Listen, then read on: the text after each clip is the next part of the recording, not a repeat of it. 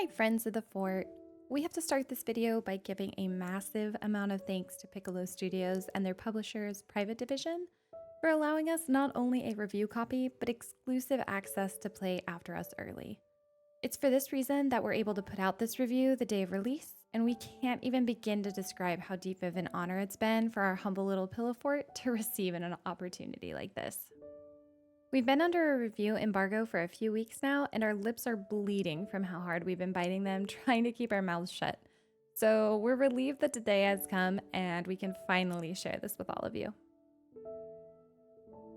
It's been no secret that I'd been utterly dying to hop into the world of After Us from the moment I saw it. I was raised under the beliefs of Mother Gaia and to respect all life, no matter the size, shape, color, or species, so this one hits a little home for me. Now, we aren't here to talk about my beliefs or anyone else's, but considering you get to play as Child Gaia in After Us, you can probably better understand why I was so interested in the title from the start. Despite my excitement to play After Us, I was sorely unprepared for what it did to my heart, mind, and honestly my very soul. It tears into you in ways I've never experienced and made me question every single action in my daily life to a depth that's going to be hard to explain in a video. But I'll do my best.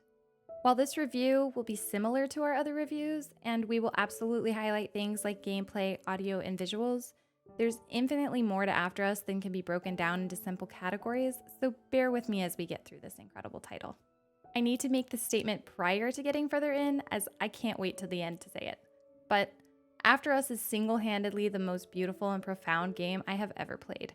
I strongly believe every adult on this planet should play this game at least once in their life, if possible. Perhaps if they did, our planet might start to recover from the plague that we as humans have spread upon it, and we could all start the process of helping it heal. Maybe that's wishful thinking, but I'll keep the hope alive in our heart.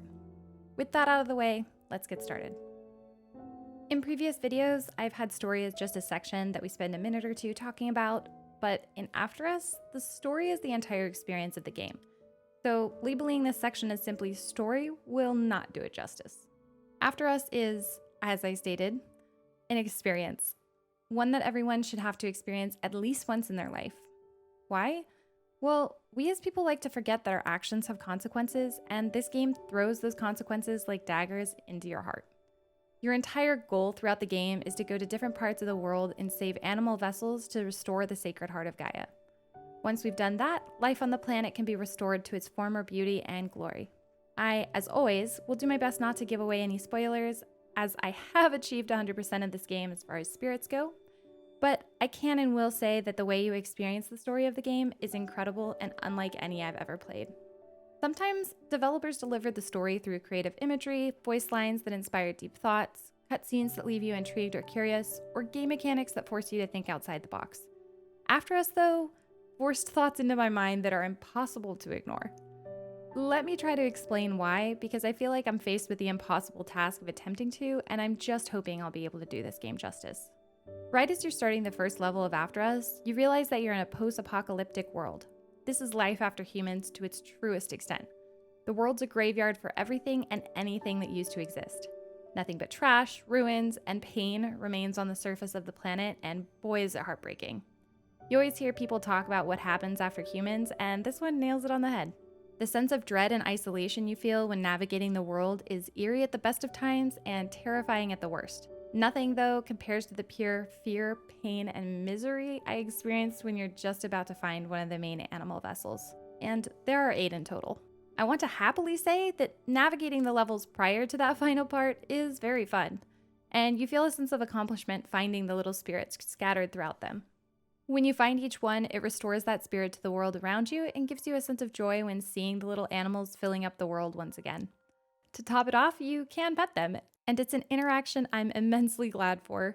It restored a bit of hope in my heart, and I often find myself greeting a few of them before entering the final stage of each level. I needed to add that fluff because each final stage of the levels tore into me in a way that scarred me and is quite literally has me considering becoming a vegetarian. The experience you go through right before reaching a vessel is a gruesome one, and I know why this game has itself marked for an older audience. I'll use one and only one level as an example, and it's not the worst one, I promise you that much. Leading up to the Stag Spirit, you experience a beautiful forest biome, but it's littered with traps, ropes, and spotlights. When you first start the level, it seems easy enough to navigate and avoid most of what is scattered around. Something I did quickly realize though is you'll need to avoid the lights for fear of taking a bullet to the face and having to restart, but even that seemed doable. By the end though, you feel the incredibly real fear of what a deer experiences when running through a forest to escape a hunter. A forest that is supposed to be a lush and beautiful home. A safe one that provides shelter from predators with its shrubbery and thick trees, but it's one that humans have learned how to use against it by installing bright lights that'll confuse you, traps for your feet to fall into, ropes that'll hang you up and leave you to die. Even if you do escape all of that, you're left with nothing but the sounds of gunfire coming from what feels like every direction. I was nearly in tears by the time I got to the end of the level because I allowed my heart to tap into what the animals might feel, and by Mother Gaia herself, we should be ashamed as a species for doing this to animals. It broke my heart in so many ways, and I just want to try and be better as a person now. Another thing about the story is that it creatively shows you why simple habits are bad. You'll collect memories along the way that show innocent things such as a girl receiving a stone slab in the mail and creating something really cool with it. All the while you're in the game maneuvering through the quarry and releasing the souls of the humans that gave their lives to the very rocks we use for something as simple as a school project. This is what I mean when I say it has you question even your daily habits. The ones that are wasteful and unnecessary. You know, how you bought your 10th notebook this year because you enjoyed journaling, yet didn't even consider the fact that an entire forest was destroyed for our passive pastimes that we justify in the name of rest and relaxation. Ones we write off and never even think about. Yeah, after us will throw them in your face and have you realizing that those habits need to change in ways that are helpful towards our environment and not harmful. The last thing about the story that I feel exceptionally important to mention is that the humans aren't just the big bad guys. Through the lines that get dropped during cutscenes and your personal experiences with the morbidly grotesque husks of humans in the levels, you come to learn that our mission isn't to outcast the humans and treat them as undeserving of this world, but rather the opposite. Again, I don't want to spoil too much, you need to go experience it for yourself, but After Us is not a game aimed at painting humans to be the big bad uglies that don't care if the world gets destroyed. We deserve to be saved just as the animals do, so thank you to the development team for delivering this part of the story in the creative way that you did. It's beautiful even if horrendously dark on the surface. It gives you a sense of hope for humanity and one that says, we're not lost just going down the wrong path, but we can fix it. So, with all the hard to stomach stuff out of the way, I want to talk about what is incredibly fun about this game and what does a fantastic job of keeping you interested and absorbed into it. And that's the gameplay. This game is what I describe as a hardcore parkour game, and I hope that springs a giggle, but it's definitely the most accurate statement. It has you sprinting and long jumping between platforms, scaling up massive walls, precision jumping to high places, skating like a Disney princess across power lines, and swimming through the depths of the ocean. It's incredibly fun and honestly what got me through the hardest emotional parts in the game. I have to say the developers are mad geniuses because every level is so incredibly diverse and different that you don't get bored of all the parkour either. From leaping off of spirit trees in the forest level, to timing your swimming sprints to avoid underwater fans in the ocean one, to the city where you're scaling giant buildings, it's just genuine good fun. I do need to note that this game only supports controllers and there are no keyboard and mouse functionality at all. I'm going to be the keyboard and mouse brat that tells you you would not want to play this game on a keyboard. I broke out my controller and I suck with that piece of technology because I was raised on keyboard and mouse, but I had no real trouble getting through this game. Sure, some parts took me a few tries, but the game is generous and autosaves quite often, so you're not going to be massively set back if you do end up falling to your death. And I did more often than I'll admit. Let's talk really quickly about the combat in this game, because there is combat. However, it's not in a true combat style. Your job is to cleanse the human husks that come chasing you down, and they're terrifying. Believe me. However, I found it no trouble at all to get through any and all parts that did have combat in them. Even when you see a horde of them, it's not as intimidating as it definitely feels. Your ability to maneuver around, dodge their attacks, sprint and dash out of the way, all while throwing your cleansing orbs, was incredibly fluid and fun. Have I said fun enough?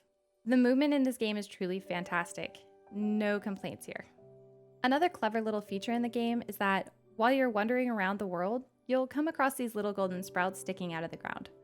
You're able to restore these with your powers to grow huge trees and spawn an area of lush grass around them. And you bet your tail I found every single sprout I could and grew them up in order to feel a sense of accomplishment in restoring the world around me. These do exist on a larger scale as well, and they act as fast travel spots in the levels. It's a feature that didn't necessarily have to be added in this particular manner, but they almost feel essential to the story in a lot of ways. One last thing I greatly enjoyed was our ability to return to the Ark at any point, or rather, the beautiful tree where all the spirits live after you've set them free. This gave me a sense of joy and a great mental break when the heaviness of a few of the levels came bearing down on me. I'd return to the tree and pet every little spirit I could find before continuing on our journey to save the rest of them. One big thing to note about this game is that it's long. It took me just over 11 hours to 100% the spirits and most of the memories, and I did my best to move pretty fast through the levels. I'm no speedrunner by a long shot, and I suck with a controller and died a decent bit, but I don't feel like I'm any worse than your average player, so prepare for at least 9 hours to 100% it, with 5 to 6 hours for a casual run through. Sure, you could probably blow through it in 3 to 4 hours if you're crazy good and fast, but take your time and absorb the experience, please. I want to take a moment and appreciate the visuals and the audio. From the trailers alone, we knew that this game was going to be visually gorgeous, and it absolutely is. Each level is textured and painted with care to create a sense of realism to the world that you absolutely have to take a moment to appreciate. From the stones being cracked and crumbling, to the city buildings that are rusted and weathered, even to how the glass breaks and shatters around you in a few of the levels, it's simply exquisite. I want to particularly bring notice to the water levels, as it's hard to appreciate an underwater scene a lot of the times just due to their nature, but make no mistake, the team at Piccolo Studios has ensured that the visuals will keep you captivated in every level. I need to give an extra special shout out to their team for the audio as well. The sound effects are eerie and accurate. The sound metal cars make when you jump on them, the sound the trash makes when you're running through it and it scatters around you, to the electrical wires and their faint buzzing. They left nothing out, and for this game in particular, both the visuals and audio were vitally important to have be correct in order to send the message in the most powerful way. You absolutely get the sense that you're in a destroyed and decaying world, and I can't compliment the team behind this game enough. What they delivered to us is near perfection, and that's hard for even AAA companies to deliver, let alone a smaller one. On top of just how perfect visually, auditorially, and story-wise this game is, I'm happy to report that I didn't experience a single bug.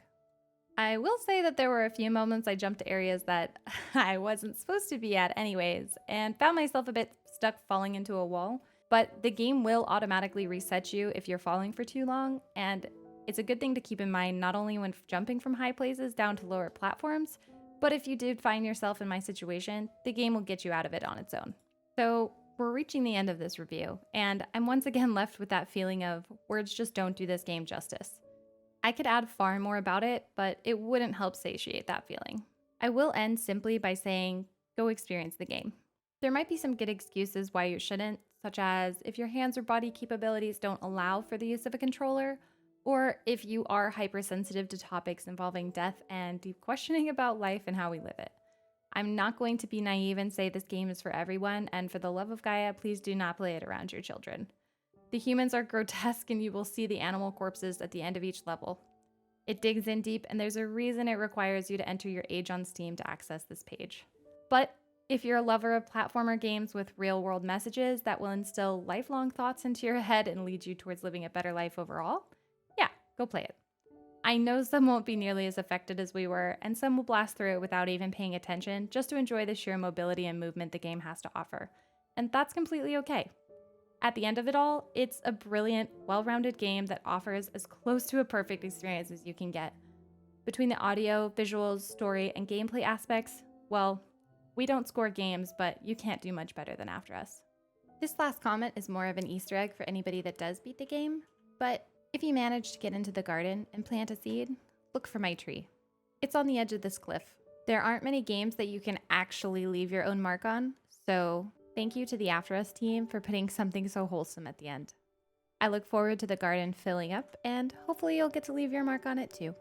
As always, we want to give a huge thanks for watching the video, and if you enjoyed, please leave a like and consider subscribing. Don't forget to turn notifications on, that way you can get notified anytime we post annoying content you don't want to watch. Until next time.